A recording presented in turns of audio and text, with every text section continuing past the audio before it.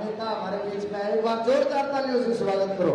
भाई प्रार्थना है जो भी भाई बाहर गाड़ियों के पास बैठे हैं सभी से प्रार्थना, जो कार्यकर्ता हमारे बीच में आए हैं एक बार जोरदार नारा लगाएंगे, भारत माता की वंदे इंकलाब। मनपरा सिंह हरियाणा प्रदेश के पार्टी के अध्यक्ष और मेरे साथ राज्यसभा में सांसद रहे भाई सुशील गुप्ता जी, हरियाणा प्रदेश के वरिष्ठ उपाध्यक्ष भाई अनुराग ढांडा जी, संगठन मंत्री राजेंद्र शर्मा जी, जिले के अध्यक्ष हमारे साथी महेंद्र सिंह जी, डिस्ट्रिक्ट के प्रदेश की महिला प्रदेश की अध्यक्ष रजनीश जैन जी, रणवीर जी, सरोज बालाजी, सतीश जी, अनिल भाई और उपस्थित साथियों और दोस्तों, मैं सबसे ज्यादा बधाई अपने कार्यकर्ताओं को देना चाहता हूं जिन्होंने दिन रात मेहनत करके इतनी बड़ी सभा का आयोजन किया। इसके लिए आप सबको बहुत बहुत बधाई के पात्र हैं आपने, क्योंकि मुझे मालूम है कि एक सभा को आयोजित करने में कितनी कठिनाई होती है। बारिश का भी मौसम है, गर्मी भी है, फिर कांवड़ यात्रा का दौर था। तमाम कठिन परिस्थितियों में भी पूरे हरियाणा के अंदर 45 जनसभाएं हो रही है। 45 जनसभाएं, ये कोई मामूली बात नहीं है। मैं करनाल गया, जिंद गया, हिसार गया, आपके बीच में आया, पानीपत में गया, जहां जहां सभाओं में जा रहा हूं, जनता एक ही बात कहती है, सारी पार्टियों को हमने देख लिया, कांग्रेस को भी देखा, बीजेपी को भी देखा, चौटाला को भी देखा, इस बार केजरीवाल को देखना है, आम आदमी पार्टी को देखना है। क्यों देखना है? क्योंकि 3 बार दिल्ली की जनता ने आपके बेटे अरविंद केजरीवाल को चुना। अरविंद केजरीवाल कौन है? आपके इसी हरियाणा का लाल, जिसने देश के सबसे बड़े शिक्षण संस्थान से आईआईटी से पढ़ाई की, इंजीनियरिंग की। अरविंद केजरीवाल इनकम टैक्स के कमिश्नर थे और आपको मालूम होगा अरविंद केजरीवाल का जन्म जन्माष्टमी के दिन हुआ। जन्माष्टमी के दिन दुष्टों का नाश करने के लिए अरविंद केजरीवाल पैदा हुआ। अब वो अरविंद केजरीवाल जो इनकम टैक्स के कमिश्नर थे, अपनी नौकरी को लात मार के झुग्गी बस्तियों में रहते हैं मेरे दोस्तों, वहां के लोगों की समस्याओं के लिए लड़ाई लड़ते हैं। उसके बाद भ्रष्टाचार विरोधी आंदोलन पूरे देश में खड़ा करते हैं। फिर एक राजनीतिक पार्टी का जन्म होता है, आम आदमी पार्टी। और आपको जानकर हैरानी होगी, पहले चुनाव में ही भारतीय जनता पार्टी और कांग्रेस को हराकर अरविंद केजरीवाल ने 2013 में आम आदमी पार्टी का परचम दिल्ली के अंदर लहराने का काम किया। मुझे याद है हरियाणा के भी कार्यकर्ता वहां पर गए थे, पंजाब से भी गए थे, उत्तर प्रदेश से भी गए थे। एक नए बदलाव की राजनीति की शुरुआत हुई थी 2013 में। फिर कुछ कुचक्र रच के हमारी उस सरकार को चलने नहीं दिया गया। एक चपरासी की नौकरी कोई नहीं छोड़ता। जो लोग आज कुछ केजरीवाल के बारे में उल्टी सीधे बातें करते हैं, मैं उन भाजपाइयों को कहना चाहता हूं, एक चपरासी की नौकरी कोई नहीं छोड़ता। अरविंद केजरीवाल वो शख्स है जिसने मुख्यमंत्री की कुर्सी को 49 दिन में लात मार के कहा, हम सत्ता के लिए नहीं जनता के लिए आए हैं। ये अरविंद केजरीवाल। 2015 का चुनाव चल रहा था साथियों और दोस्तों। नरेंद्र मोदी जी पूरे देश का चुनाव जीत के आए थे। हरियाणा भी जीत गए थे, महाराष्ट्र जीत गए थे, झारखंड में जीत गए थे। अहंकार से इतना लबरेज थे नरेंद्र मोदी जी, रामलीला के मैदान में पहुंचे तो कहने लगे ये केजरीवाल तो बदनसीब है, इसको वोट मत देना, मैं बड़ा नसीब वाला हूं, देश का प्रधानमंत्री हूं, मुझे वोट दे देना। दिल्ली की जनता ने कहा, नरेंद्र मोदी जी, लोकतंत्र के असली मालिक हम हैं, नसीब हम लिखते हैं। केजरीवाल को 67 सीट देके विधानसभा में भेजा और नरेंद्र मोदी को 3 सीट देके मेरे दोस्तों स्कूटर पार्टी बनाने का काम किया। स्कूटर पार्टी क्या है? एक स्कूटर पे 3 विधायक बैठो और विधानसभा चले जाओ। भाजपा को स्कूटर पार्टी बनाने का काम दिल्ली की जनता ने किया। इतना बेहतरीन और अच्छा काम किया कि 2017 में 22 सीटें हमारी पंजाब में आई, 4 हमारे लोकसभा के सांसद 2014 में जीते और 2022 के अंदर केजरीवाल के दिल्ली का करिश्मा पंजाब पहुंचा और पंजाब में 92 सीटें आम आदमी पार्टी की आई। 92 सीटें। क्यों वोट दिया पंजाब के लोगों ने? बिजली के लिए वोट दिया, पानी के लिए वोट दिया, शिक्षा के लिए वोट दिया, इलाज के लिए वोट दिया, सिंचाई के लिए वोट दिया।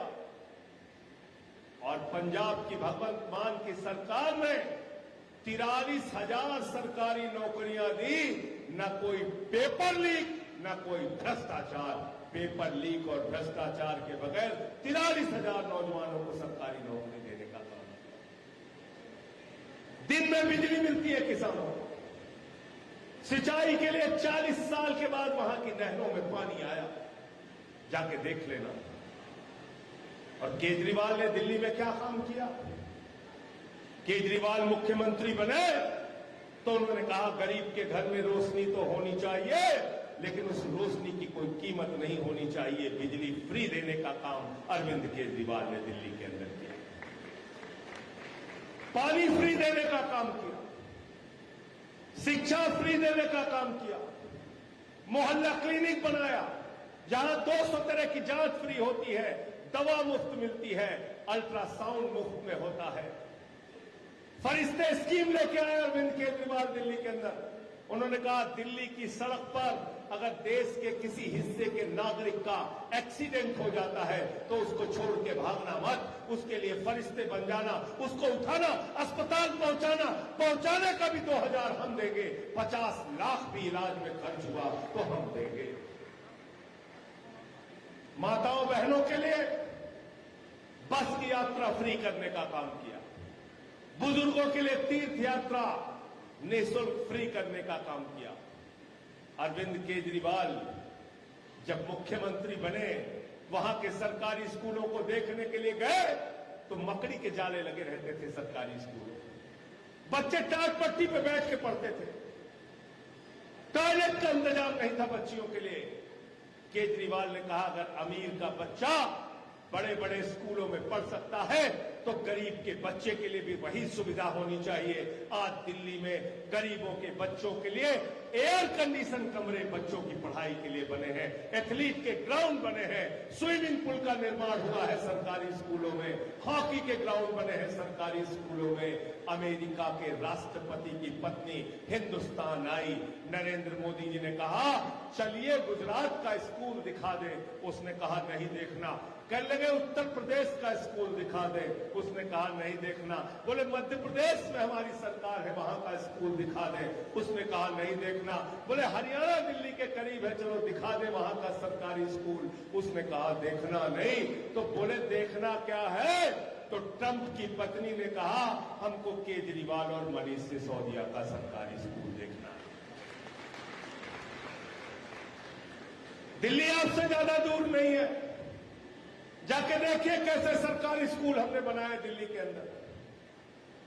बिजली फ्री, पानी फ्री, शिक्षा फ्री, इलाज फ्री, बुजुर्गों की तीर्थ यात्रा फ्री, माताओं बहनों के लिए बस की यात्रा फ्री।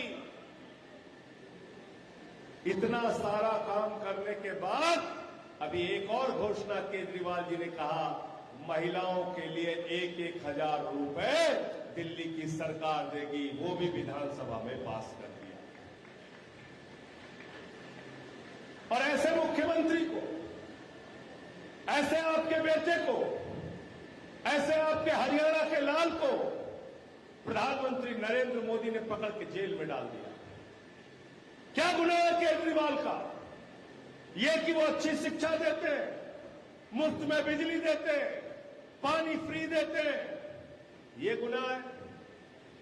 आपने मनीष सिसोदिया को जेल में डाल दिया, सत्येंद्र जैन को जेल में डाल दिया, मुझे 6 महीने जेल में रखा। मैंने कहा भाजपाइयों, हम लोगों को 6 महीने नहीं पूरी जिंदगी भी जेल में रखोगे, तुम्हारे आगे झुकने वाले नहीं हैं, तुमसे लड़ेंगे और जीतेंगे। साथियों, एक काला कानून आ रहा था किसानों के खिलाफ। हमारे साथी सुशील गुप्ता जी और हम संसद में थे, तब देश में कोई किसानों का आंदोलन शुरू नहीं हुआ। हमने सुशील गुप्ता जी से कहा इस बिल का विरोध करना है, बिल्कुल गलत है, किसानों के लिए उनके साथ धोखा हो जाए। भाजपा के लोग नहीं माने। हमने संसद के अंदर संघर्ष किया, टेबल पे चढ़ गया। जब ये बिल पढ़ने जा रहे थे, मैंने पकड़ के उनका माइक तोड़ दिया। बीजेपी वालों ने कहा संजय सिंह ने माइक तोड़ दिया, माइक तोड़ दिया, माइक तोड़ दिया। मैंने कहा बेईमानों, अगर किसानों की हड्डियां तोड़ोगे तो मैं माइक तोड़ूंगा। हम यहां पे चुपचाप बैठने के लिए नहीं आए।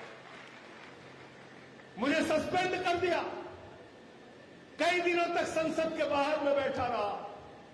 लेकिन देश के अन्नदाताओं के लिए लड़ाई हमने लड़ी साथियों, सड़क पर भी लड़ी, संसद में भी लड़ी। लेकिन क्या किया बीजेपी के लोगों ने आपके साथ? जो आपका वोट लेते हैं, कहते हैं एमएसपी देंगे, फसल का दाम देंगे, उन लोगों ने आपके ऊपर गोलियां चलवाई, आंसू गैस के गोले छोड़े, सड़क पे तारे बिछाई, कीले गाड़ी।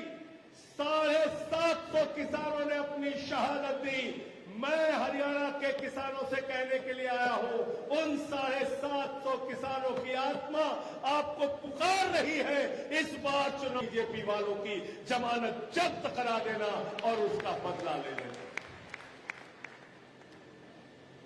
हरियाणा का नौजवान सुबह उठता है, परिश्रम करता है, मेहनत करता है, व्यायामशाला में जाता है, अपने शरीर को तैयार करता है, 4 बजे उठ के दौड़ लगाता है।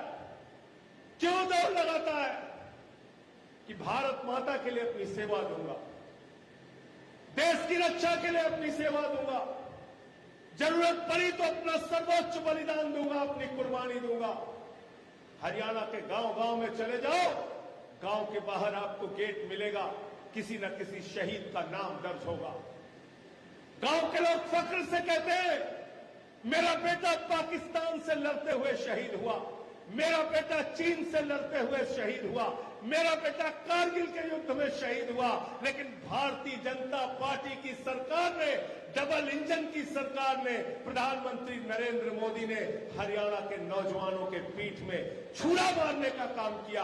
अग्निवीर योजना भारत माता के साथ गद्दारी की योजना है, भारत के सेना के साथ गद्दारी की योजना है। जिसने आपके नौजवानों के पीठ में छुरा मारा है, उनको इस बार चुनाव में हराने का काम आपको करना है। बताओ, तैयार हो आप लोग? यह अग्निवीर योजना मैंने प्रधानमंत्री का एक बयान सुना, बहुत ही शर्मनाक बयान। प्रधानमंत्री ने कहा यह अग्निवीर योजना भारत की सेना को युवा बनाने की योजना है। मैंने कहा वाह प्रधानमंत्री जी, हमारी जिस भारतीय सेना ने पाकिस्तान को बार बार हराया, जिस भारत की सेना ने चीन से युद्ध लड़ा, भारत की जिस सेना ने पाकिस्तान के दो टुकड़े करके पाकिस्तान और बांग्लादेश बनाया, भारत की जिस सेना ने कारगिल का युद्ध जीता, हमारी वो सेना युवा भी थी, बहादुर भी थी, वीर भी थी, पराक्रमी भी थी। सेना की वीरता पे सवाल मत उठाओ प्रधानमंत्री जी। अगर सेना को युवा बनाना चाहते हो तो सबसे पहले प्रधानमंत्री युवा बनाओ। तुमको 73 साल में तीसरी बार प्रधानमंत्री बनना है और हरियाणा के नौजवान को कहते हो 21 साल में रिटायर हो जाओ। बाप नौकरी करेगा, बेटा रिटायर हो जाएगा, हथियार की ट्रेनिंग लेके आएगा 21 साल का नौजवान, और घर में बेरोजगारी के कारण बैठा रहेगा। किस तरफ जाएगा मेरे मित्रों, जरा बताओ। क्या काम करेगा वो, जरा बताओ, जरा सोचो। आज किस हालत में पहुंचा दिया हरियाणा को। रास्ते में आ रहा था, टूटी हुई सड़कें देखी। हमारे साथियों ने भी बताया आपको, 3000 सरकारी स्कूल बंद कर दिया इन लोगों ने। स्कूल बंद करते हो, अस्पताल बंद करते हो, सड़कों का पैसा खा जाते हो। हरियाणा के लोग 2 वक्त की रोटी खाते हैं, भाजपा वाले सड़क खा जाते हैं, स्कूल खा जाते हैं, अस्पताल खा जाते हैं, पूरा का पूरा एयरपोर्ट खा जाते हैं, सब ये डकार जाते हैं। 3000 स्कूल खा गया, 3000 स्कूल खा गए। अरे सब कुछ छोड़ो, सुशील गुप्ता जी को मालूम है, मैंने प्रेस कॉन्फ्रेंस करके उजागर किया था। ढांडा साहब याद है आपको, क्या किया इन बेईमानों ने? इन्होंने तो प्रभु श्री राम को भी नहीं बख्शा, प्रभु श्री राम को भी नहीं बख्शा। 2 करोड़ की जमीन 5 मिनट के अंदर 18.5 करोड़ में राम जन्मभूमि के नाम पर भाजपाइयों ने खरीदा। 5 मिनट में 16.5 करोड़ रुपए का भ्रष्टाचार मैंने खोल के दिखाया था। 16.5 करोड़ रुपए का भ्रष्टाचार। तो इसलिए मैं आपसे कहना चाहता हूं, जिन लोगों ने प्रभु श्री राम के मंदिर के निर्माण में चंदा चोरी करने का काम किया, उनको अयोध्या में प्रभु श्री राम ने हराया, हरियाणा में आप लोग हरा देगा। हरियाणा में आप हरा देगा, क्योंकि हमारे यहां लोग कहते हैं कोई भी गुनाह कर दो माफ कर देंगे, लेकिन मंदिर का चंदा जो चोरी करेगा, उसमें बेईमानी करेगा, उसको तो गांव वाले माफ नहीं करते, गांव से उसको निकाल के बाहर कर देते हैं। इस बार इनको भाजपाइयों को निकाल के बाहर कर देना। इनके पास आपके बच्चों के लिए कोई योजना नहीं, शिक्षा की कोई योजना नहीं, इलाज की कोई योजना नहीं। केजरीवाल ने 5 गारंटी दी है, हर युवा को रोजगार, माताओं बहनों के लिए 1000 रुपए प्रति माह, बिजली फ्री, शिक्षा फ्री, इलाज फ्री। हरियाणा को विकास और तरक्की के रास्ते पर केजरीवाल और आम आदमी पार्टी ही ले जा सकते हैं, ये आपसे कहना चाहते हैं। आपके लिए सरकार के पास पैसा नहीं है। हम कहते हैं एमएसपी दे दो, सरकार कहती है पैसा नहीं। हम कहते हैं सेना की पुरानी भर्ती बहाल कर दो, सरकार कहती है पैसा नहीं। हम कहते हैं नौजवानों को रोजगार दे दो, सरकार कहती है पैसा नहीं। हम कहते हैं महंगाई बढ़ा दी, पेट्रोल का दाम, डीजल का दाम, गैस का दाम बढ़ा दिया, इसको कम कर दो, सरकार कहती है पैसा नहीं। मेरे दोस्तों, आपके टैक्स का पैसा कहां गया? क्या आपको पता है आपका पैसा कहां गया? 16 लाख करोड़ रुपए चंद पूंजीपतियों का माफ किया है। 16 लाख करोड़ रुपए। जीरो लगाते लगाते थक जाओगे, इतना पैसा उन बेईमानों का माफ किया। किसान का कर्जा माफ करने के लिए तैयार नहीं। अरे खाद की बोरी, यूरिया की बोरी में से 10 किलो यूरिया चुरा ली भाजपाइयों ने। पहले 50 की आती थी, अब 40 की आती है, नहीं आती? बताओ महेंद्र जी, गलत तो नहीं कह रहा? 10 किलो यूरिया चुरा ली इसमें से। ये बहुत बड़े चोर हैं। मैंने अब तक सुना था कार चोर होते हैं, बाइक चोर होते हैं, सोना चोर होते हैं। अरे ये भाजपा वाले पार्टी चोर हैं, पार्टी चोर। ये उद्धव ठाकरे की तीर कमान चुरा ली इन्होंने, शरद पवार की घड़ी चुरा ली, पंजाब में गए थे झाड़ू चुराने, झाड़ू मार मार के उनको भगाने का काम किया। दिल्ली में झाड़ू चुराने आए थे, इनको मार के भगाया। इसलिए इनका इलाज कर देना। और इलाज के लिए क्या चाहिए? हमारा चुनाव निशान क्या है? पीछे तक हाथ उठा के बताना, क्या चुनाव निशान है हमारा? गांव की सफाई के लिए क्या चाहिए? शहर की सफाई के लिए क्या चाहिए? हरियाणा की सफाई के लिए क्या चाहिए? और अगर किसी के दिमाग पे भूत सवार हो जाए तो भूत उतारने के लिए क्या चाहिए? क्या चाहिए? झाड़ू चाहिए।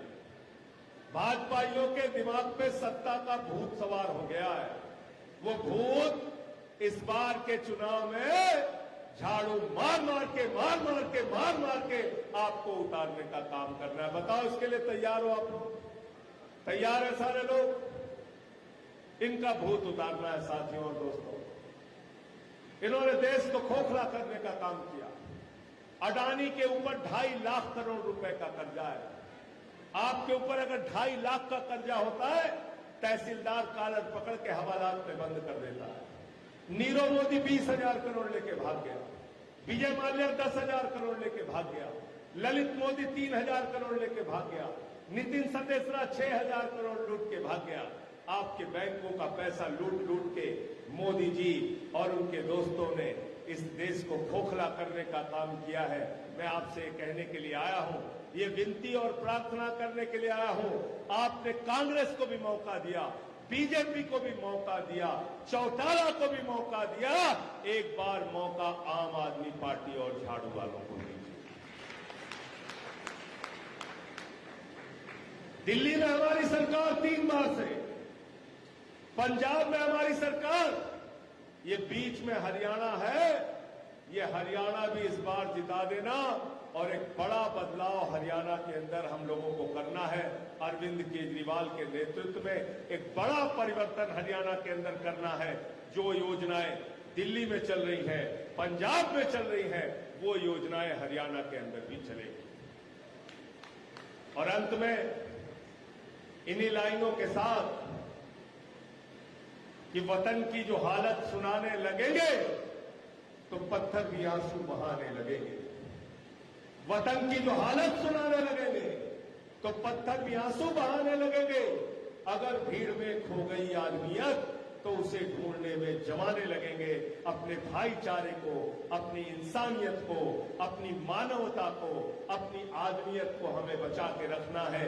भाजपाइयों से भाईचारे को खतरा है, हमारी एकता और एकजुटता को खतरा है।